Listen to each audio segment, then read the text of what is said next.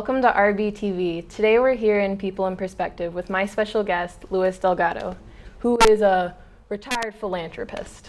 So can you explain what exactly a philanthropist is? Well, by definition, if you go to a dictionary, it means the love of mankind. In operational terms, today we use it to talk about people that give of their resources, sharing of their money, financial assets, and giving of themselves to the benefit of others and to the world. Very caring. So when you say resources, what exactly do you mean?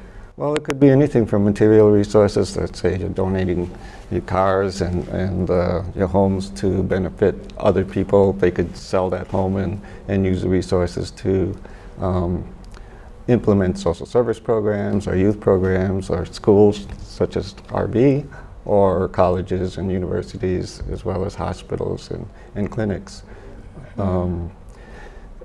They also can provide money, direct money, if they have their own accumulated assets. If they're of considerable wealth, they may be giving huge amounts of money to benefit others through Native organizations or community organizations or universities and so forth.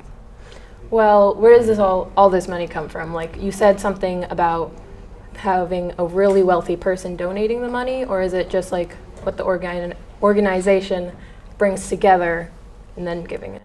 It could be both. For example, if you look at the recent problems with the hurricanes and all of the devastation that has taken place in Texas, Florida, and Puerto Rico, and so forth, you'll see, if you've been following the news, that there's been a lot of donations and contributions from people to try and help people who have been affected by that devastation. Now, that a cumulative effect is millions and millions of dollars have gone to help those people. And it could range anywhere from somebody giving $5 to somebody who's giving hundreds of thousands or even millions of dollars, which we've heard about. Yeah, it's really good to hear like there's an actual job just for giving to people and caring for the welfare of others. But where did it all start? Like in college? Like how did you get into this? Was it gradual? Yeah, as far as jobs go, I think we're talking now about institutional philanthropy or foundations that are set up by wealthy individuals or wealthy groups to provide those monies to charitable efforts throughout the city, throughout the state, the country, and throughout the world. Now, people get into philanthropy and the job of actually giving away that money by various means. Some people think about it intentionally, that's where they want to go. Oftentimes, people that are working in nonprofit organizations or working in communities, particularly poor communities, struggle to try and raise money, and they think, wouldn't it be nice not to have to always raise money, but to help others give their money for good purposes. And then there are people that just happen to end up in philanthropy because of their experience or because of the work they've been doing in their communities or elsewhere, which was the case in my case. I spent 15 years working in the Native American community, primarily developing schools, developing community development organizations, and so forth. And after that 15 years, somehow, I had a conversation with a staff person at the MacArthur Foundation here in Chicago about some of the ideas I had about joining public policy work with community development, engagement, and community organizing and so forth. And they said, we'd like to support that kind of work. Would you come and create a program that might help us do that kind of work? So I ended up joining them. So you could say it was a very step-by-step gradual process.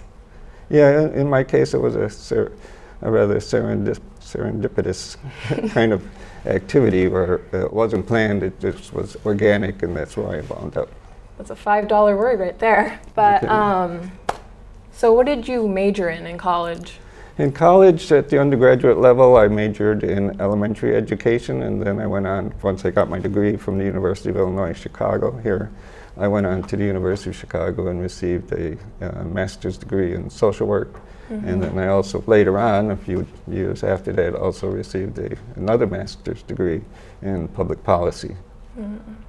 Very nice. So you worked with kids, you can say? I worked with kids initially. My first professional job was I helped create a special school, a Native American program here in Chicago for the Native American community. And Chicago is quite unique in that it has one of the largest Native American populations in the country. Numbers that are given to estimate the population go anywhere from 60,000 to 100,000 people, and they represent over 150 different tribal nations from across the country. Wow, that's... And so my initial work was to help create a community school that would help students that were having trouble in school, as well as other students that weren't having trouble. But there was a need at that time. This was in the 70s, actually, over 40 years ago, where we created the school to provide a very culturally supportive and informed type of education that was very connected to the community and what the community had in the way of aspirations for their kids. So I'm guessing after all of that, there was this book written about your job, so to speak, about your job within the school, right? Yes. Yeah.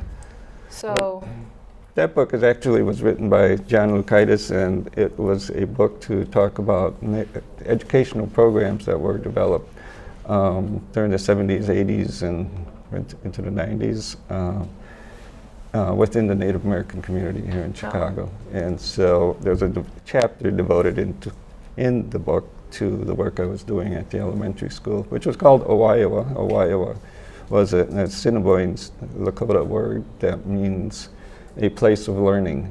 And so it was appropriately named for what the school was trying to do.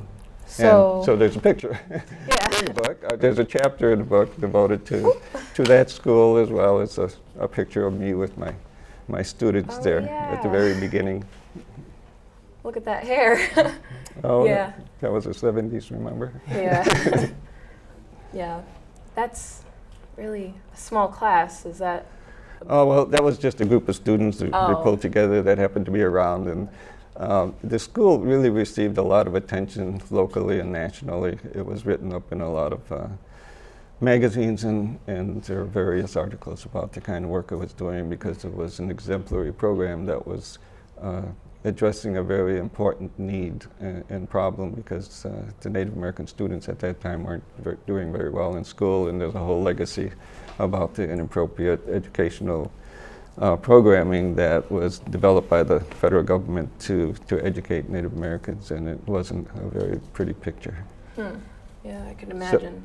So out of all of the things you have philanthropized, I don't know what the word for it is, but put your time into, which would be the most noble of causes in your opinion? It's difficult to say. There's a noblest cause, but there are many causes, or many types of activities going on around the city, around the world, that benefited from the largesse or the philanthropic contributions that were made by the MacArthur Foundation and all the array of foundations that are out there.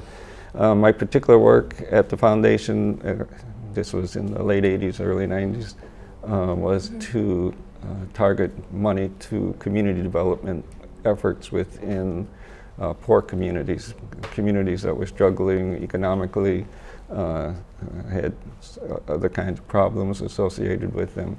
And there's a lot of good people in those communities that are trying to make things better. And with a little support and some resources, you can often make quite a bit of difference in the lives of those people. And you're only providing the resource, the actual work is done by the people. So there were efforts to address environmental issues in the community, efforts to produce low-income housing or affordable housing that would accommodate people with few resources. And so if you're poverty-stricken, you're often left to pretty poor housing situations. And so in Chicago, there were many housing groups, community-based housing groups that were trying to create housing that was affordable for those people, and it changed their lives in many cases. I mean, just having a better environment to live in. That just sounds amazing. The whole background and history of what you do is just amazing. But thank you for coming on the show. That's RBTV, People in Perspective. Thank you for watching.